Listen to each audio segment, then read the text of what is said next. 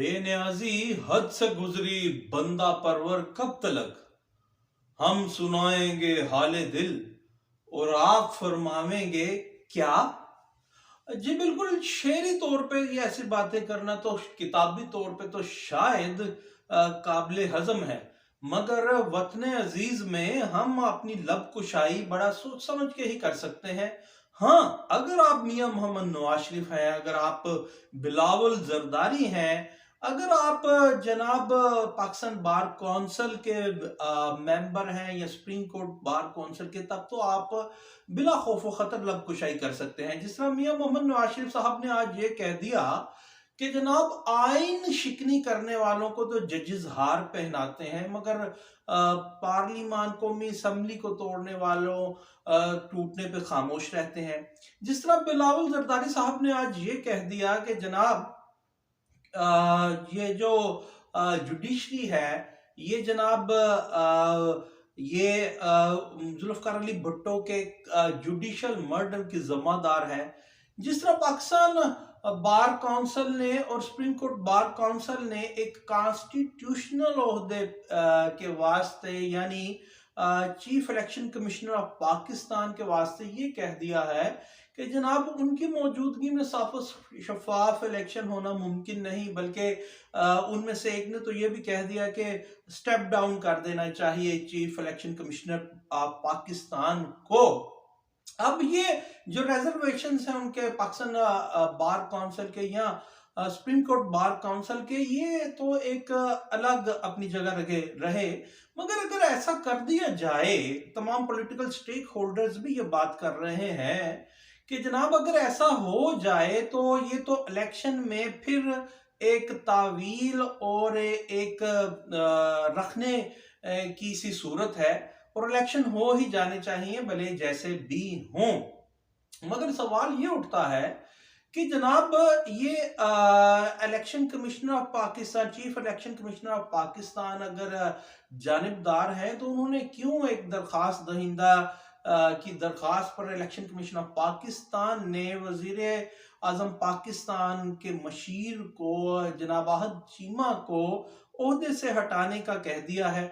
और फवाद हसन फवाद को 21 दिसंबर को वो उनकी भी सुनवाई होगी कि वो क्या उन्हें ओहदे पे रखना है या नहीं रखना।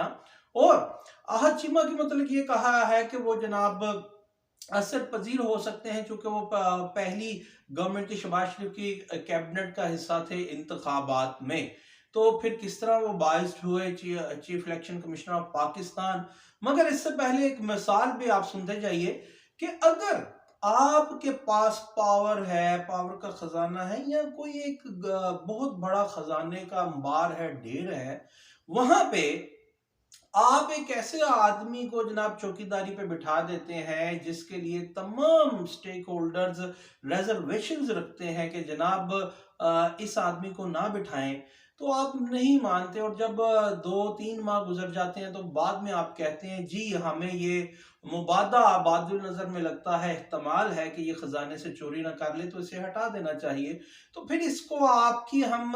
अनबाइसनेस कहेंगे या बाइसनेस कहेंगे। और वही बात कि तगड़ा आदमी, ताकतवर आदमी तो कॉन्स्टिट्यूशनल पोस्ट के लिए भी जो मर्जी कह दे, जजेस के लिए भी जो मर्जी कह दे, वो काबिल गिरफ्त नहीं होता, मगर आम आदमी बड़ा बच बचा कर बात करता है। और कुछ ऐसा ही इस कॉन्स्टिट्यूशनल पोस्ट के हामिल इदारे ने और कॉन्स्टिट्यूशन पोस्ट पर बैठे chief election commissioner of Pakistan और हमारे ये इलेक्शन कमीशन ऑफ पाकिस्तान की तरफ से हुआ कि अगर आहद चीमा असरअंदाज इन्फ्लुएंस कर सकते थे इलेक्शन को, उन्हें ये आज पता लगा, तो उन्हें ये तब क्यों नहीं पता लगा जब तमाम मुतारिब ग्रुप के political stakeholders, peoples party और पाकिस्तान तहरीक इंसाफ और कई दूसरी छोटी पार्टीज भी ये मुश्त नुमाई कर रही थी, तो तब उन्हें ये एहसास क्यों नहीं हुआ कि जनाब आहद चीमा को हटाना है और फवाद हसन फवाद को भी। मगर क्या पिद्दी और क्या पिद्दी का शोरबा,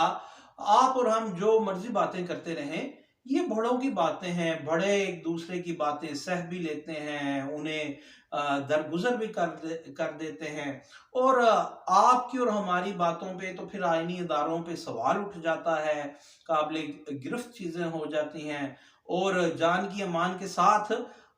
फिर कहा यह जाता है कि वतन अजीज में मुमलकत खुदा आदमी कानून सब के लिए बराबर है।